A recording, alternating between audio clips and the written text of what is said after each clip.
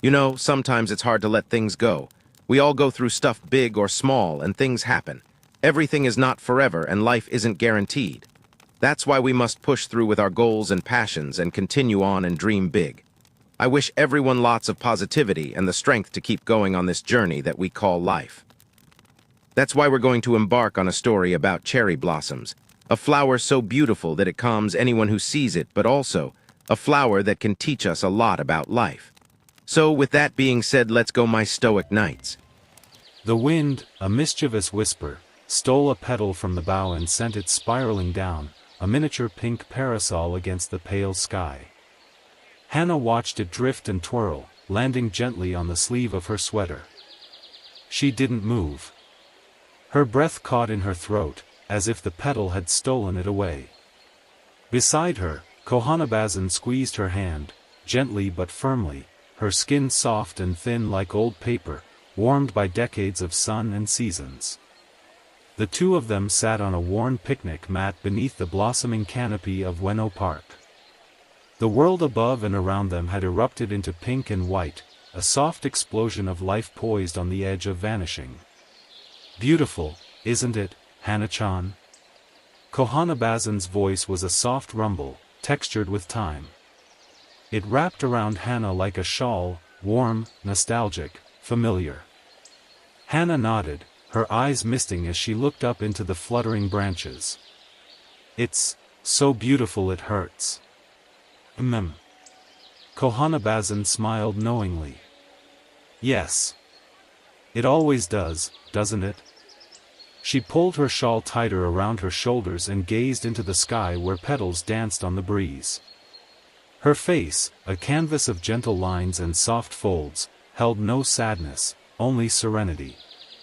To Hannah, the cherry blossoms had always been the highlight of spring, delicate, joyful, magical. But this year, they felt different. Sharper. Like glass glittering in the sun. She was 19 now, caught between the fading simplicity of girlhood and the weighty silence of the unknown.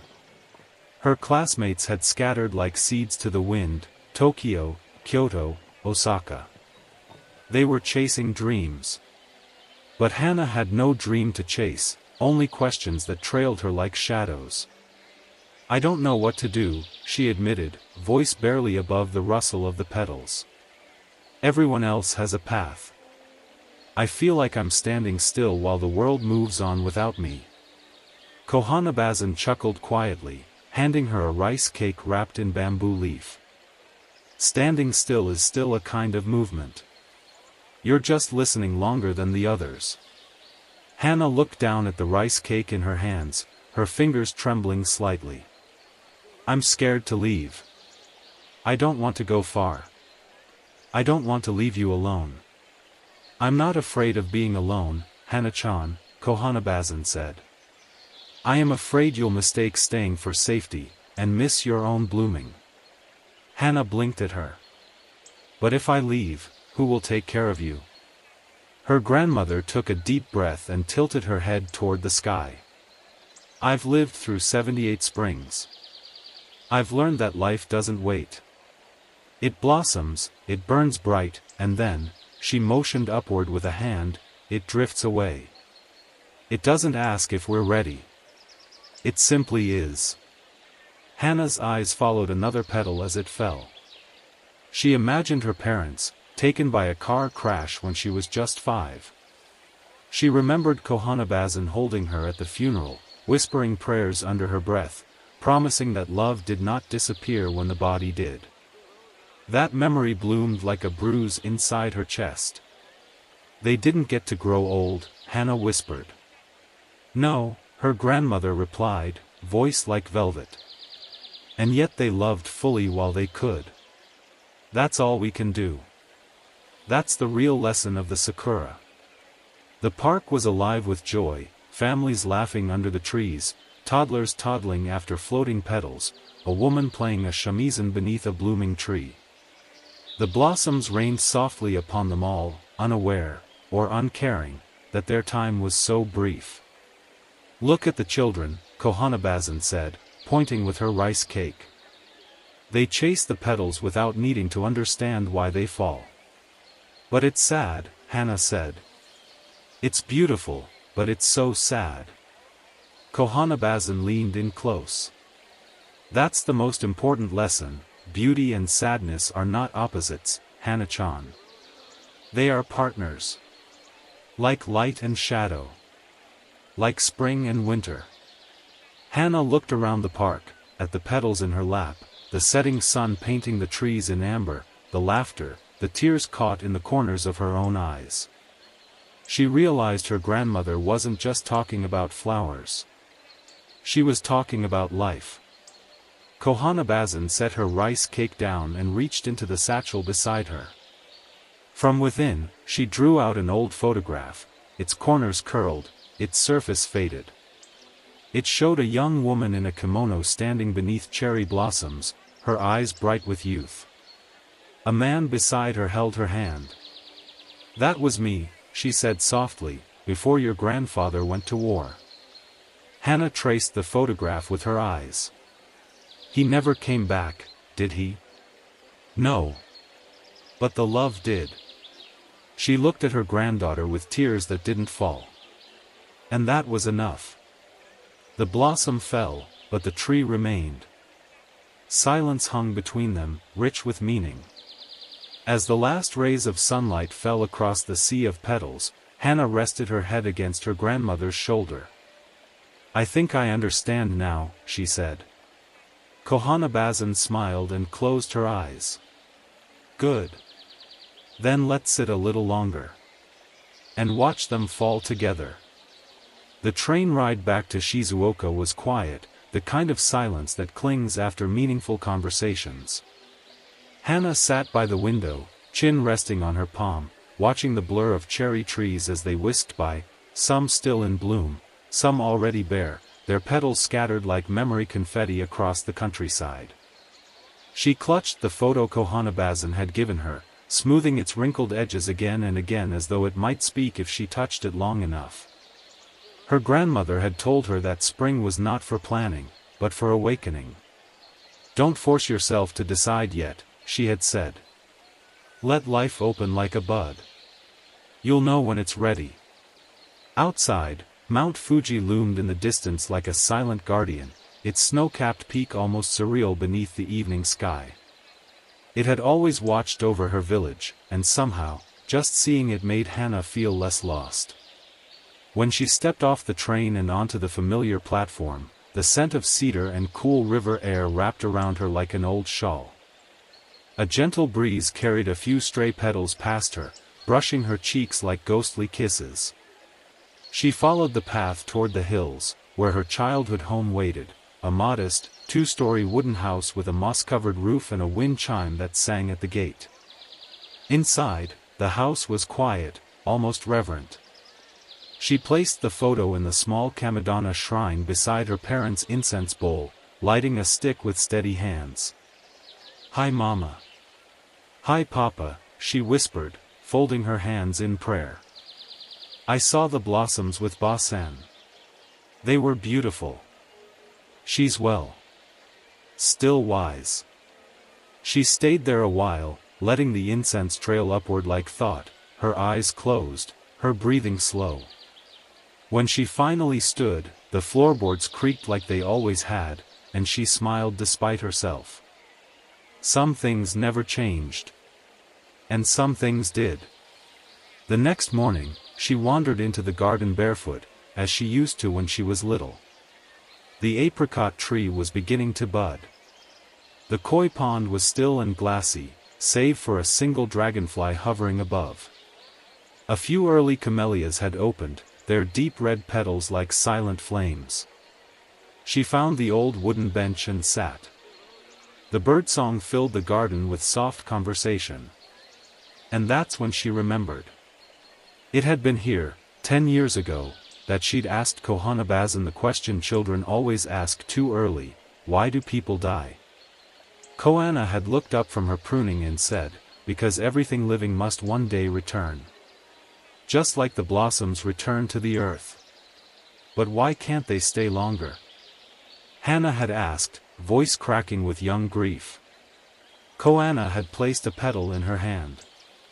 If they did, we'd forget to notice how beautiful they are. Now, sitting in that same spot, her hands grown larger, her heart heavier and wiser, Hannah finally understood what her grandmother had meant. She stood and walked to the edge of the garden where her parents had planted a cherry tree the year she was born. It was older now, like her. Its trunk stronger. Its blossoms fuller. She placed her palm against the bark and closed her eyes. "Maybe it's okay not to know what comes next," she whispered. "Maybe it's enough just to be here. For now." Later that afternoon, she helped the old florist in town, Mr. Inoue, unpack boxes of Sakura-themed arrangements in preparation for the temple festival. He smiled at her, his back bent with time, his fingers still nimble with wire and twine. "Your grandmother came by last week," he said. "Told me you were blooming slowly this year." "She said that?" Hannah laughed, her cheeks flushed. "She also said slow blooms last longer." They worked together in easy silence. The shop smelled of sweet moss and tulips. She watched him arrange a bouquet with so much care it felt like he was writing a poem. "Mr. Inoue," she said, "how did you know this was what you wanted to do with your life?" He smiled, eyes crinkling. "I didn't. I just kept doing what felt right, even when I didn't understand it. And one day I looked up and realized I'd made a life out of it." That night, Hannah sat beneath the cherry tree in the yard with a cup of barley tea, watching the moon rise. Her heart no longer pounded with pressure. It was quieter, steadier. Like the petals, it had begun to let go. The temple bells rang softly in the distance, their resonance folding into the rhythm of the morning as Hannah wound her way through the narrow village streets. Lanterns were being strung across storefronts like glowing beads. Children chased each other through alleys, their laughter echoing over tiled roofs. It was the first day of the spring festival, Haru no Matsuri, and the whole town shimmered with anticipation. As she neared the temple steps, a wave of nostalgia washed over her. She had walked this same path hundreds of times. As a little girl clinging to Kohanabazan's hand. As a teenager darting between stalls with her friends. And now, as a young woman suspended between the past and an unclear future. Colorful banners danced above her, inked with seasonal poems and wishes. A soft breeze stirred the petals scattered on the stone path like a trail of forgotten thoughts. "Hannah-chan?" She turned. A tall boy, no, not a boy anymore, a young man approached, carrying a wooden crate of festival flyers. His features had sharpened, but his eyes were unmistakable. Sora. Her childhood friend. "Sora-kun," she smiled with both surprise and warmth. "You're back?" He set down the crate and ran a hand through his dark, tousled hair. "Just for the festival. I've been in Nagoya, working with a publishing house. They actually let me come home for a few days. Miraculous, right?" She laughed. "Still writing stories?" "Still trying to, anyway." He looked at her, eyes lingering a little longer than they used to. "And you? I heard you haven't left yet." "No," she said, more softly. "Still, figuring things out." He nodded, and for a moment, they stood in the familiar quiet of people who once knew everything about each other, and now knew only fragments. "I always liked that about you," he said finally. "What?" "You didn't rush things. You looked before you leaped. Even when everyone else just ran." She felt her cheeks warm, and she turned toward the temple. "Want to help me with the prayer slips?" They spent the morning arranging the emma, small wooden plaques where villagers wrote their wishes and hung them on the prayer wall. Hannah read a few as she tied them gently to the lattice. "Please let my daughter pass her exams," she read aloud.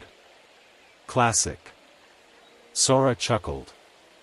Here's one, let Mr. Tanaka finally propose this year. They both laughed, startling a monk walking past who offered a patient smile. Hana paused at one plaque.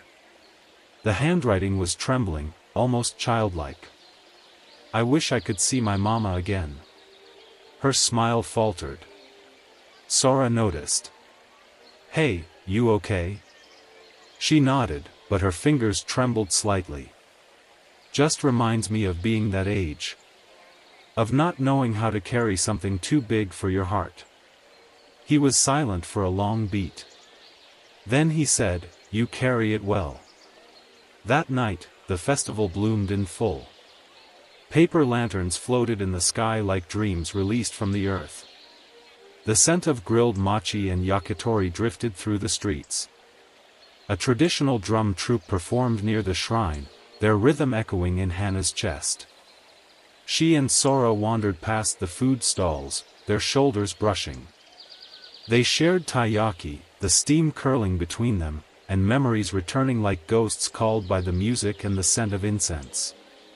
They stopped near the sakura grove where the villagers had gathered for Yazakura, night blossom viewing. Strings of lights illuminated the pink petals, casting shadows that danced across the blankets and smiling faces below. Do you remember the year we fell asleep under that tree? Sora asked, pointing to one particularly large sakura at the edge of the park. Hana smiled. Your mom thought we'd been kidnapped. You told her we were practicing extreme hanami. They laughed again, but this time the laughter carried something else, something unspoken. The silence that followed was not awkward, but fragile. I almost didn't come back, Sora said, eyes on the petals fluttering like snow in slow motion. It felt like everything here had moved on without me. Everything here is always changing, she replied. Even when it looks the same. He looked at her then, truly looked, and she felt something shift in the air. I missed this, he said. Missed you. Before Hana could respond, the temple bells rang again, signaling the midnight procession. The moment passed like a petal on the wind. As they walked toward the parade, a flurry of petals swirled around them. Hana raised her hands, catching one on her palm. She stared at it, a perfect little reminder. Nothing lasts. And that was the point. It began with a cough. A dry, papery rasp that echoed through the old house like an unwanted guest. At first, Hana barely noticed, just Kohanabazan clearing her throat after morning tea, or brushing her sleeve during afternoon gardening. But as the days passed, the cough grew deeper, more persistent, tugging at the edges of normalcy like fraying cloth. One morning, Hana found her grandmother sitting on the porch, her gaze distant, a blanket wrapped tightly around her shoulders despite the warmth of spring. Ba-san, she said, crouching beside her. You didn't sleep well? I slept, Koana replied, but her voice was thinner than usual, and her smile didn't quite reach her eyes. Dreamt of fireflies. They were blinking in the trees, even though it wasn't summer yet. Hana pressed a hand to her grandmother's forehead. It was warm. Too warm. You're burning up. I'm calling Dr. Nishida. No need to fuss, Koana said, waving her off. But her hand trembled as it moved, and when she rose to her feet, she staggered slightly, catching herself on the doorframe. That was when the denial shattered. The doctor came that afternoon. A quiet man with gray temples and a soft voice, he had known their family for years. He examined Koana gently, asking questions in a tone too careful to be casual. Afterward, he pulled Hana aside while her grandmother dozed inside. It's her lungs, he said quietly. There's fluid building. Could be pneumonia, could be something chronic. At her age, it's hard to tell. She needs rest. And you need to prepare. Prepare? Hana asked, even though she knew exactly what he meant.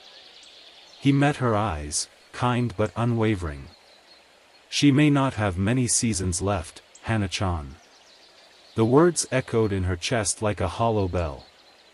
The days grew slower after that, as though time itself had become more fragile.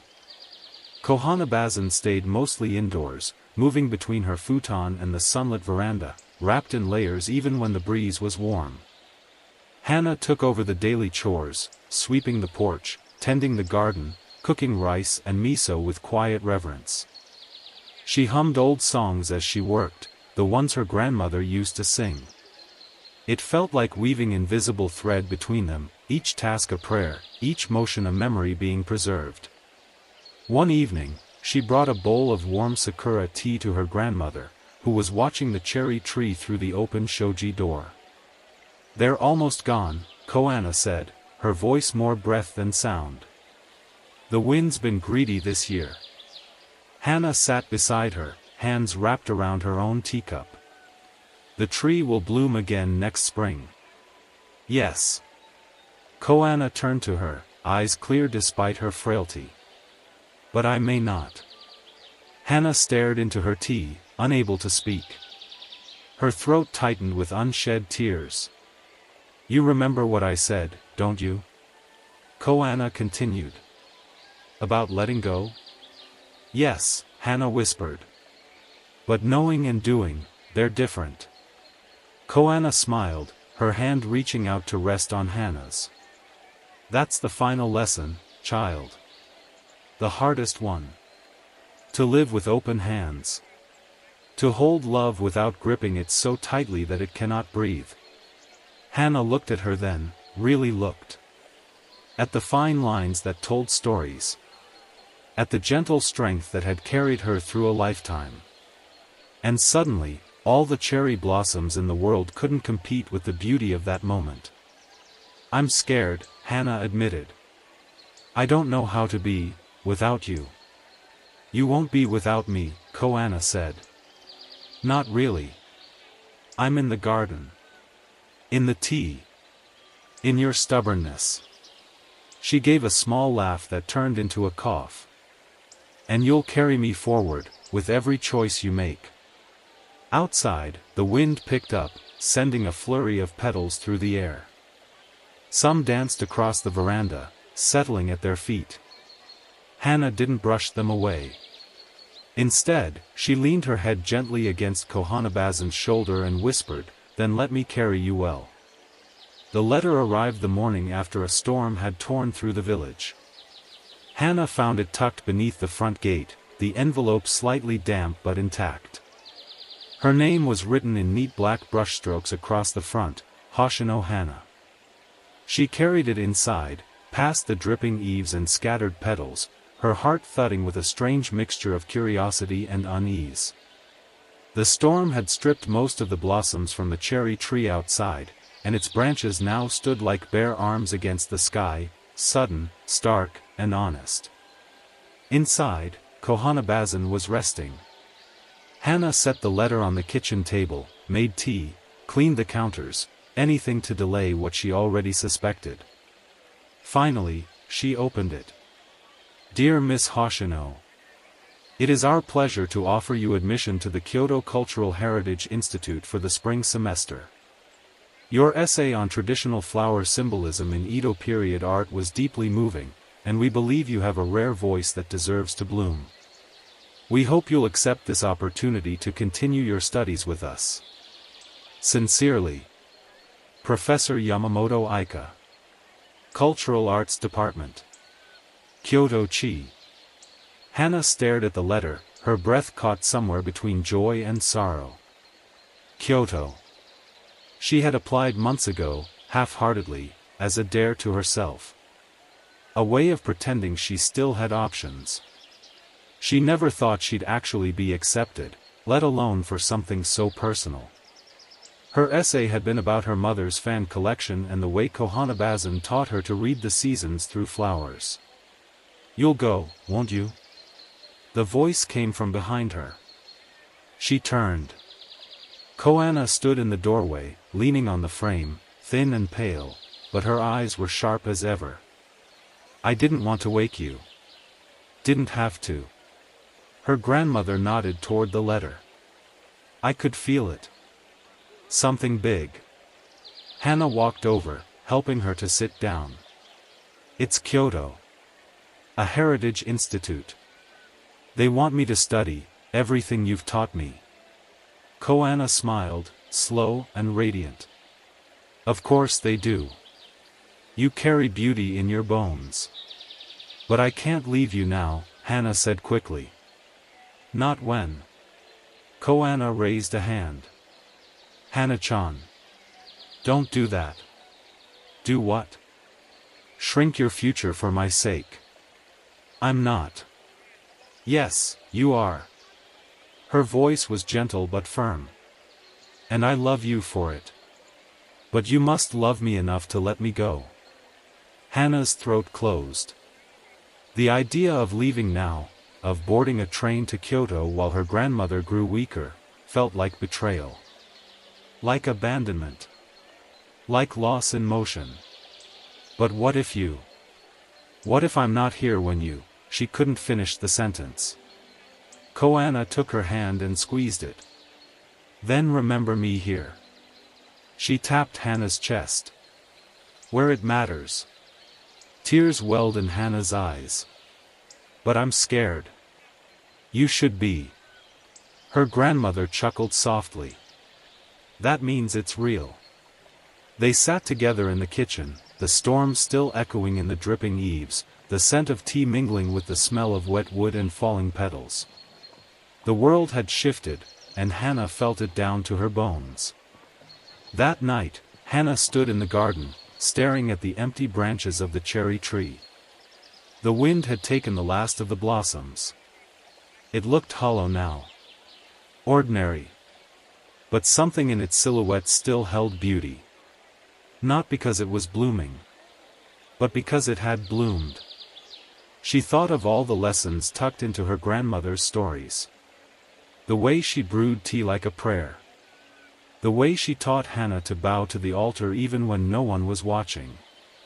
The way she accepted change, not as loss, but as part of life's rhythm. Letting go wasn't forgetting. It was remembering differently. And maybe, just maybe, going didn't mean leaving. It meant carrying forward. The next morning, Hannah made breakfast, folded her acceptance letter into her notebook, and sat beside Kohanabazin's futon. I'll go, she whispered. Koana didn't open her eyes, but her lips curved. Good girl. And for the first time in weeks, Hannah felt something bloom within her that wasn't grief. It was courage. The days that followed moved slowly, as if time itself had bowed to Hannah's heart and chosen gentleness. Mornings were still wrapped in the scent of roasted barley tea and warm rice porridge. The light that spilled through the shoji screens painted long golden lines across the tatami, like calligraphy without ink. Hannah moved through the house like a caretaker of moments, folding towels with reverence, sweeping fallen petals from the veranda without brushing them too quickly away. Each task became a farewell. Kohanabazin grew quieter. She slept more. Spoke less. But every now and then, her voice would slip between dreams and waking like a whisper in the breeze. The peach blossoms used to bloom earlier than the sakura, she murmured once as Hannah adjusted her blanket. I always liked that. They never waited for permission. Another time, she said, you'll write letters, won't you? Not just to me. But to yourself. So you don't forget who you are. Hannah nodded, though her throat was too tight for words. And so she began to write. Not on her phone. Not by email. But with brush and ink, as Koana had taught her long ago. She set up her grandmother's old writing table by the window and chose sheets of cream-colored washi paper from a lacquered drawer. Each stroke was slow, intentional. She began with the people who mattered most. To Sora-kun. I remember when we used to race through the rice fields, pretending the scarecrows were samurai and we were Ronin escaping war. You always ran faster, but you let me win once, and I knew it was because I'd been crying that day after school. I never said thank you, but I knew. You've always had words, Sora. Use them. Share them. Even if you're scared. Especially then. I'm going to Kyoto. Maybe we'll both be far from home, but if we write to each other, maybe it won't feel that way. Hana. To Mother and Father. I'm leaving soon, and that scares me, because leaving home means leaving you again in a way. But I also know that you're part of everything I've become. Every moment I shared with Ba-san, every lesson she passed down, it all began with you. I hope you'd be proud. I hope I'm carrying you well. I promise I'll keep learning. And I'll keep remembering. Your daughter, Hana. She folded each letter carefully and placed them in small envelopes, tied with thin twine. Her room, once filled with books and scattered notebooks, now had the quiet emptiness of a space exhaling. A single travel bag sat in the corner, half filled. It looked both innocent and ominous. Later that afternoon, Hana sat with Koana on the veranda. The air was filled with the fragrance of late spring wisteria and the occasional chirp of a bush warbler in the trees. I wrote the letters, Hana said softly. Koana opened her eyes. Her voice was barely audible. Good. That's how we keep people with us. They sat in silence for a while, until Koana suddenly stirred. There's something I want you to have. Hana looked over as her grandmother reached for the small lacquered box on the low table beside her. Inside, cushioned in faded silk, was an old hairpin, delicate, mother-of-pearl blossom set in silver, with tiny pink stones glinting in the light. It was your mother's, Koana said. She wore it the day she told me she was pregnant with you. Said she wanted you to grow up under cherry trees and moonlight. She wanted you to have a life full of beauty. Hana stared at the pin, heart pounding. Ba-san. Koana reached up and gently tucked it into Hana's hair. Her hand lingered a moment, trembling slightly. Go. Grow. And when the wind blows through Kyoto, let it carry my love to you. Tears spilled down Hana's cheeks, silent and slow. That night, she sat in the garden one last time, gazing at the bare cherry tree. Beneath its branches, fallen petals still clung to the grass, as though resisting the earth's pull. She took a deep breath. And let them go. The train pulled out of Shizuoka Station at precisely 10:32 a.m., cutting through misty foothills like a silver brushstroke on parchment. Hana sat by the window, hands folded neatly in her lap, travel bag tucked at her feet, a small lacquered box nestled inside it like a heartbeat. The hairpin rested in her hair, anchoring her to a mother she could no longer speak to, a grandmother she had left sleeping beneath a blanket of spring's last breath. She did not cry. Not when the village shrank into soft hills behind her. Not when Mount Fuji receded into haze. Not when the announcement over the speakers said, "Next stop, Kyoto."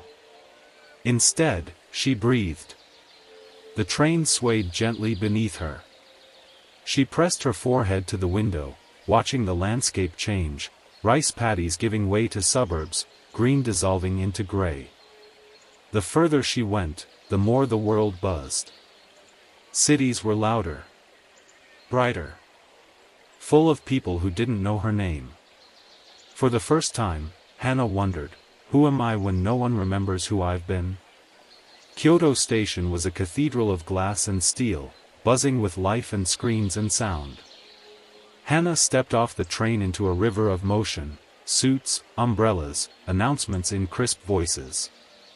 It smelled of pastry and exhaust. The air was charged, like thunder without the storm. She clutched her bag tighter and navigated her way toward the bus stop, her phone's map app glowing in her hand. She had rehearsed this route a dozen times. Still, everything felt 10 seconds faster than she expected. By the time she arrived at the guest house, an old converted machiya tucked down an alley near the Kamo River, her body was aching from nerves. The landlady, a sprightly woman with a Kyoto accent and a laugh like warm miso soup, showed her to a modest upstairs room with paper walls and a futon already prepared. "You'll be just fine here, Miss Hannah," the landlady said. "The walls are thin, but the neighbors are kind." Hannah bowed. "Thank you. I'll be quiet." "Don't be too quiet," the woman winked. "You're here to live, aren't you?" That evening, Hannah walked down to the river. She crossed a narrow bridge and stood at the railing, looking down at the water. It glided by slowly, indifferent to her presence. Joggers passed. Couples leaned against bicycles, their laughter bright and free. A man painted on the stone embankment, dabbing at a canvas that caught the last gold of the day. Kyoto, it seemed, did not need her. And yet, here she was. She pulled out her notebook and sat on a bench beneath a willow tree, where shadows danced across the page. She began to write, not an essay or a letter, but just a sentence. "I don't know who I am here, but I want to find out." She let her pen pause. Then added, "And I want to carry my roots with me, even as I grow in new soil." The following morning was her first class at the Cultural Heritage Institute. The building stood like a temple hidden within the city, a mix of Meiji brickwork and quiet Zen design. Stone paths wound through a small moss garden outside the main entrance, and paper lanterns swung gently over the doorway. Inside, the corridors were cool and hushed.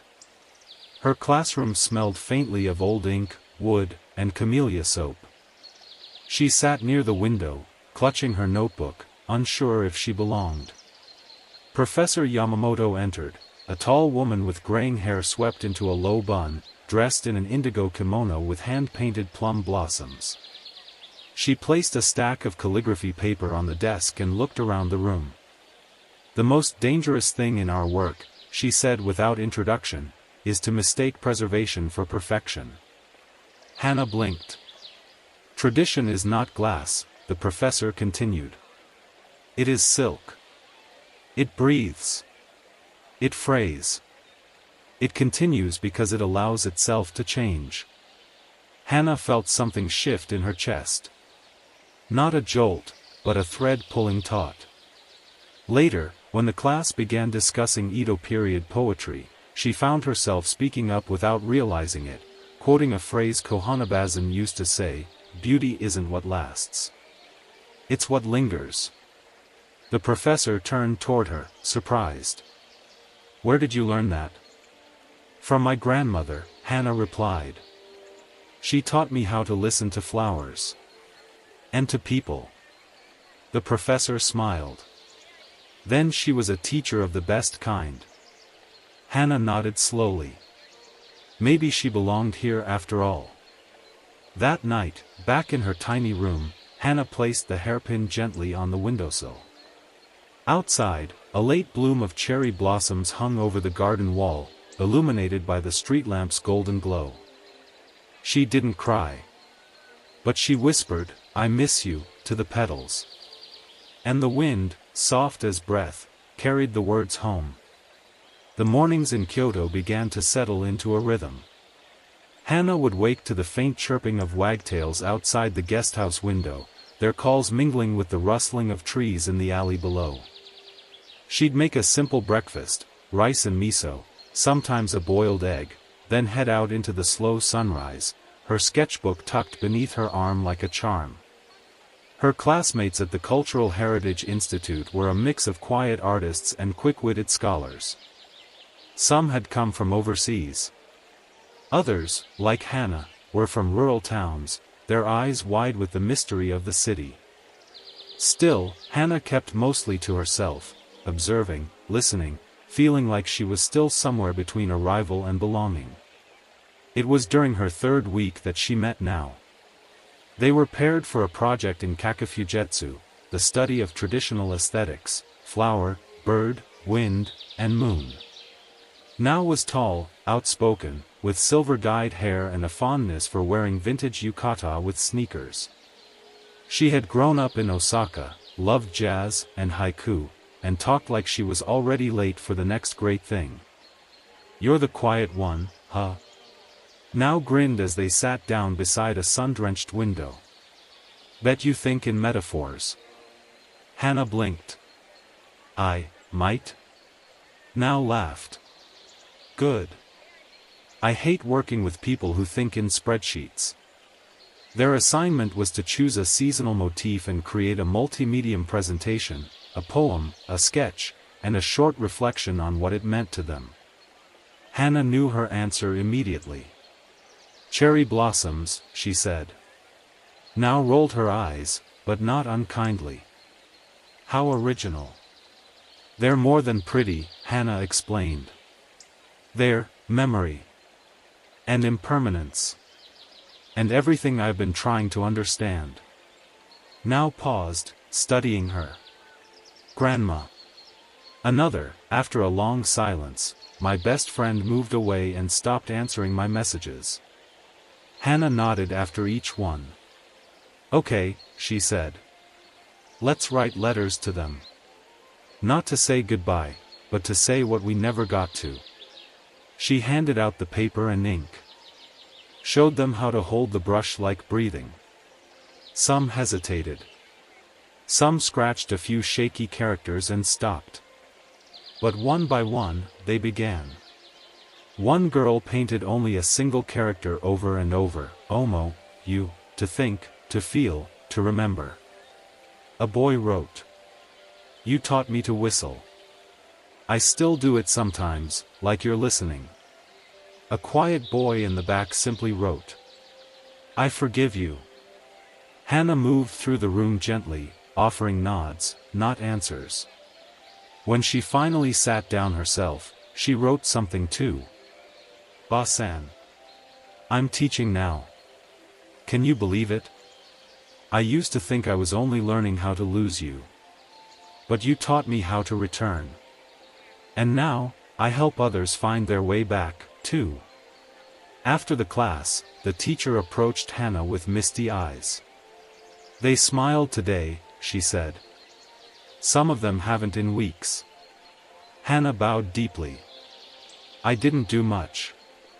"You showed them how to feel without breaking," the teacher replied. "That's more than enough." Back at the guest house, Hannah hung her students' calligraphy in her room, letting their words ripple beside her own. Snow tapped softly at the windowpane. The world was silent, but not empty. She poured herself a cup of roasted green tea, breathing in its warmth. Then, with her brush, she wrote one more line. "We are not what we lose. We are what we carry forward." She set the paper down and smiled. Not because everything was fixed, but because everything was still unfolding. The first hints of spring returned with the wind. Snow melted from the mossy stones outside Hannah's window, leaving behind rich, dark earth. Buds appeared on plum branches like secrets trying to speak. Kyoto exhaled, slow, warm, cautious. The city was waking again. So was Hannah. She had begun to write again, not just poetry, not just letters, but longer things. Stories. Scenes. Memory woven with imagination. She still kept her brush and ink close, but now the pen was her primary companion. Her grandmother's voice often echoed as she wrote, not in words, but in feeling. She had started with fragments, images of the garden, of teacups, of old slippers warming by the hearth. But soon those became paragraphs, and those paragraphs began to shape themselves into a narrative. A story. A life. Not just Kohanabazan's, but Hannah's. The two intertwined like climbing vines. Love and loss. Silence and song. It was now who insisted she show someone. "I swear, if you let that manuscript rot in a drawer, I'll stage a creative intervention," she said one afternoon over lunch. I'm not even sure it's a real manuscript, Hannah replied, pushing pickled radish around her plate. Now leaned in. Does it feel honest? Yes. Then it's real. With a deep breath and trembling hands, Hannah sent a few sample pages to a small independent press that specialized in reflective nonfiction. She half expected them to vanish into the void. But a week later, she received an email. Subject, your submission, Petals on the Wind. From, Shima Aoki, Senior Editor. Dear Miss Hoshino, I stayed up late reading your pages last night. I cried. Then I smiled. Then I made tea and read them again. There is something rare in your writing, not just beauty, but presence. We would be honored to discuss a potential publication. I have some ideas, but mostly, I'd like to hear what this story means to you. Let's meet. Warmly. Shima. The meeting took place in a quiet cafe near the Philosopher's Path, with cherry buds just beginning to stir. Shima was a woman in her 50s with short-cropped hair, sharp glasses, and a voice like a silk curtain sliding shut, soft, but impossible to ignore. I don't want to change the heart of your work, she said after their tea arrived. But I do want to help you shape it into something the world can carry. Hannah stared into her cup. What if I'm not ready for the world to carry it? Then you wait, Shima said, without hesitation. But I don't think that's your real fear. What is? Shima smiled. That once it's out there, it won't be yours anymore. Hannah looked away. It's not just mine. It's my grandmother's. Her voice, it's sacred. I'm scared I'll turn her into a story instead of a person. Shima nodded. Then make the story real enough to feel like a person. Make sure the love doesn't get lost between the lines. Hannah considered this. Would I get to choose what stays and what doesn't? Absolutely. And if I change my mind halfway through? We'll walk that path together. It wasn't pressure. It was permission. That night, Hannah walked home along the river. The wind had picked up again, cool but gentle, like a memory brushing her shoulder. She paused beneath a tree that would soon blossom. She stood in its shadow and whispered aloud. Boss-Ann, do I have your blessing? A breath of wind stirred the branches overhead. And Hannah knew. She did. Back in her room, she laid out her pages. One by one. Like petals. She began rereading them not as a grieving granddaughter, not even as a writer. But as a gardener. Tending what she had grown. Pruning. Watering. Letting it breathe. She worked into the night, not chasing perfection, but offering presence. At the top of a clean page, she wrote the new working title. Letting Go, a love story in falling petals. Below it, she added. This is not a book about endings. It is about what remains. And what begins again. The plum blossoms bloomed first. They unfurled before the sakura, small and fragrant, dotting the temples and parks with bursts of white and pale pink. The city stirred with quiet anticipation. Spring was coming. Again. Hannah's manuscript was nearly finished. Every day after classes, she sat by the river or in the guesthouse's courtyard, revising line by line. Shima sent notes, gentle, thoughtful, never rushed. Hannah trusted her. And for the first time, she began to trust her own voice, too. She wrote as if planting seeds in her own soul. Not to publish. Not to prove. But because she finally knew what it meant to write from a place of rooted love. Until the letter came. It was tucked inside her mailbox, plain and unfamiliar. Her name was written in careful script, one she hadn't seen in years. Hoshino Hana. Inside was a single line. I'll be in Kyoto next week. I'd like to talk, if you're willing. Uncle Takashi. Her stomach dropped. Takashi was her father's younger brother. A man of few words and firm hands. She hadn't seen him since the funeral, the first one, when she was 5, standing small and confused as her parents were laid to rest. He hadn't stayed long. A single bow. A few distant words to Kohanabazan. And then silence. For years. She remembered the arguments. The cold letters. The way her grandmother would shake her head when the phone rang and say, "He still doesn't understand what family is." And now, this? She sat with the letter for a long time, the tea on her table going cold. Now noticed her silence the next day. "You okay?" "Family ghost," Hannah replied. "One I didn't expect to show up again." "Want to talk about it?" "Not really." Now just nodded. "Then write about it." The meeting took place in a quiet tea house near Nanzenji, at Hannah's request. She arrived early. Chose a seat near the garden. The koi swam in lazy circles, oblivious to the weight sitting in her chest. When Takashi entered, she recognized him instantly, slightly heavier, hair grayer, but the same sharp lines around his mouth. His eyes softened when they met hers. "You look like your mother," he said, sitting. Hannah didn't reply. "I'm sorry," he added after a pause. "For what?" she asked, voice steady. "For being gone." She looked at him fully now. "You didn't just disappear after the accident. You never even visited Basan again." "Not once." "I couldn't," he admitted, fingers clenching around his cup. "I was ashamed. I fought with her. I thought she blamed me for everything." "She never blamed you." He exhaled sharply. "She should have. I was bitter. I said things I couldn't take back. And then I didn't know how to return." Hannah looked down. The bitterness inside her didn't burn like it used to. It ached now.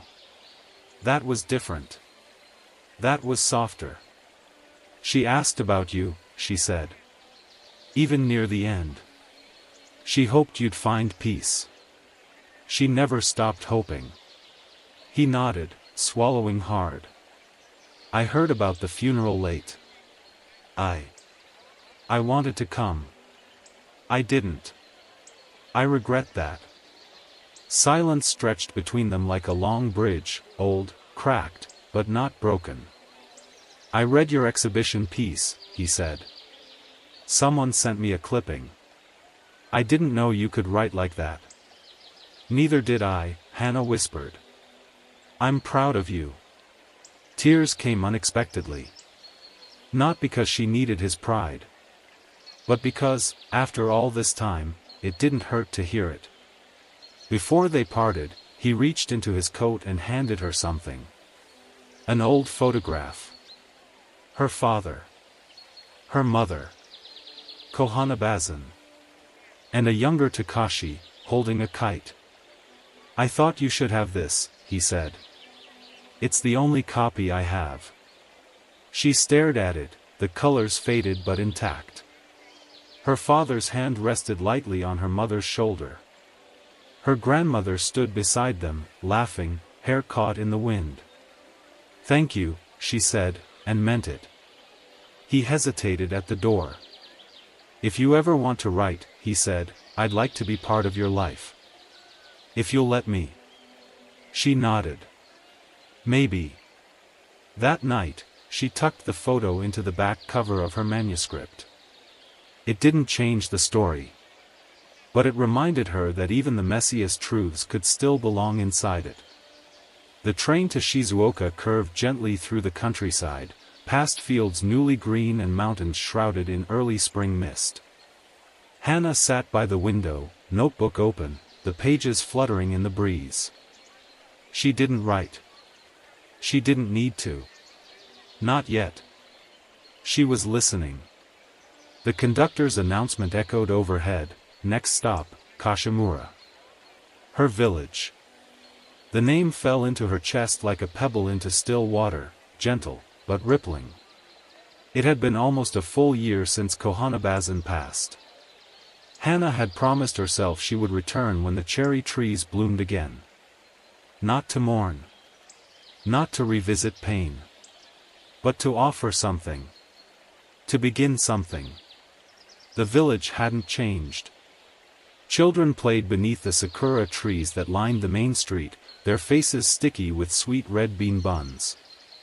Wind rustled through the bamboo groves like laughter caught in leaves. The same temple bell rang at the hour, and the same shopkeeper waved as Hana passed, as if no time had passed at all.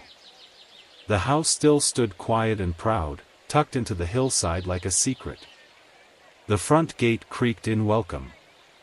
Hana stepped through it barefoot, her soles remembering the feel of these stones.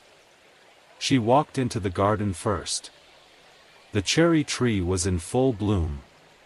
Even fuller than the year before. Its branches were heavy with blossoms, thick and soft and impossibly alive. Petals floated down around her like blessings. She stood beneath it for a long time, hand on its trunk, forehead against its bark. "Hello," she whispered. "I'm back." Inside, the house smelled of sandalwood and spring rain. Dust clung to the shelves, but everything remained as she left it.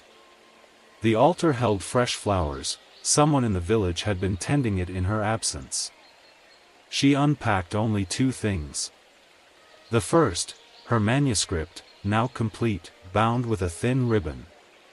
She placed it on the low table beside the teacups her grandmother used to favor. The second, a small paper packet, tied with twine. Inside were seeds. Sakura Shidarazakura, weeping cherry. A variety Koana had always loved but never planted. That afternoon, Hana dug a small hole beside the older tree. The wind picked up, tugging blossoms from the air. As she pressed the seeds into the earth, she spoke. "Ba-san, this one's not for memory. It's for what comes next." She covered them with earth. Watered them. And bowed. That evening, the village held its Hanami festival. Hana walked down to the river with a borrowed yukata tied neatly at her waist. The trees along the water had lit lanterns hanging from their branches. Music played softly. Families gathered under canopies of pink. She sat near a group of elders who offered her plum wine and grilled mochi, their eyes lighting up as they recognized her. "You're Kohana's girl," one said. She was always first to show up at this festival. And always the last to leave. She used to sit right under that tree, another added. Said that's where the wind felt kindest. Hana looked across the riverbank. The spot was empty. She excused herself gently and walked to it. The grass was still there, soft and low. She sat beneath the tree and opened her notebook, the lanterns flickering above like floating stars. She didn't write poetry. She wrote a letter. Basan. I planted a new tree. It may not bloom for years. I may not even see it flower. But someone will.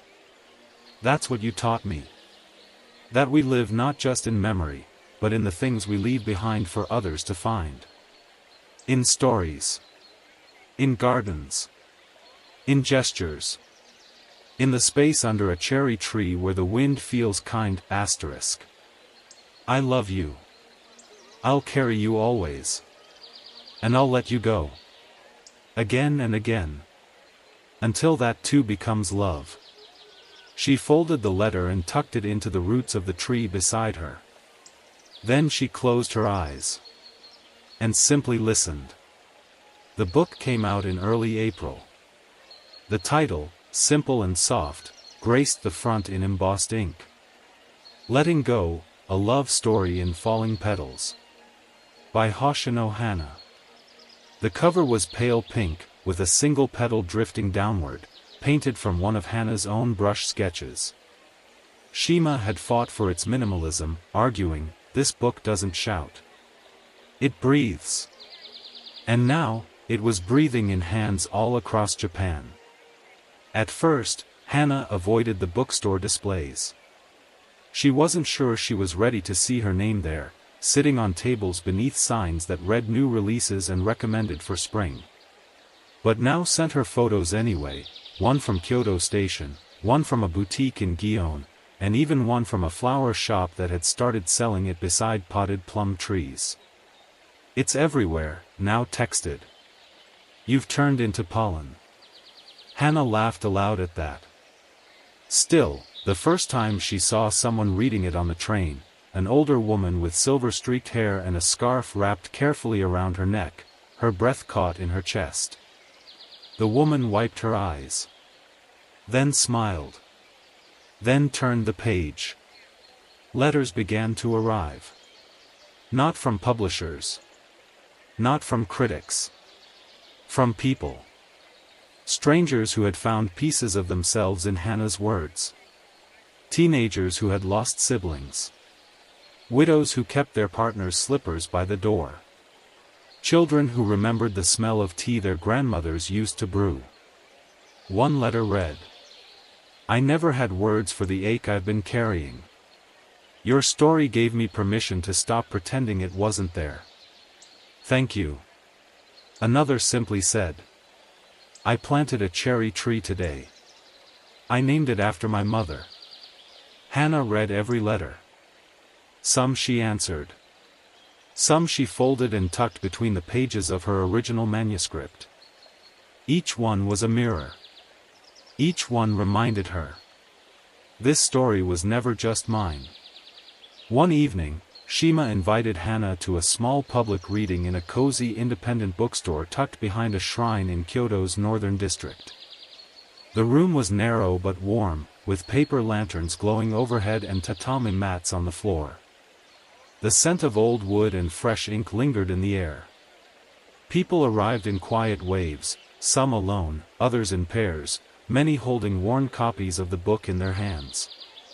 Hana stood at the front beside a small table, her notebook in one hand, fingers steady. She didn't read from the printed book. She read from the letter she'd written beneath the cherry tree the year before. "I may not live to see this tree bloom. But someone will. That's enough." When she finished, the room was silent. Then someone clapped. Then everyone did.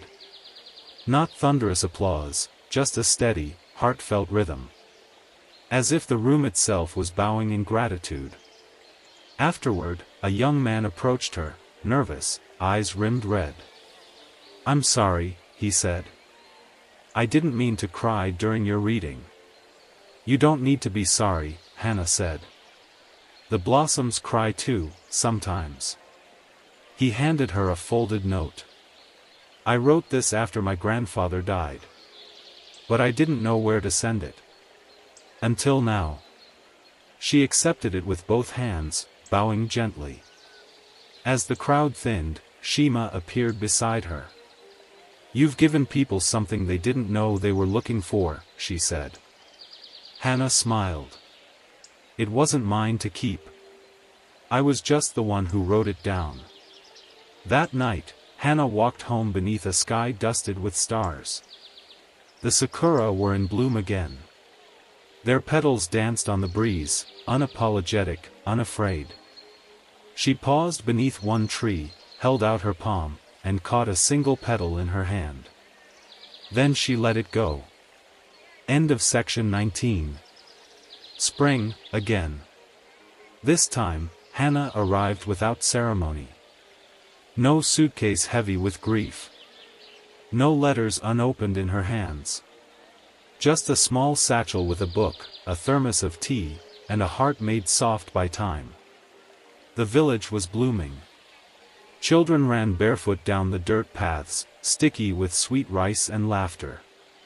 The temple bell chimed lazily in the afternoon wind.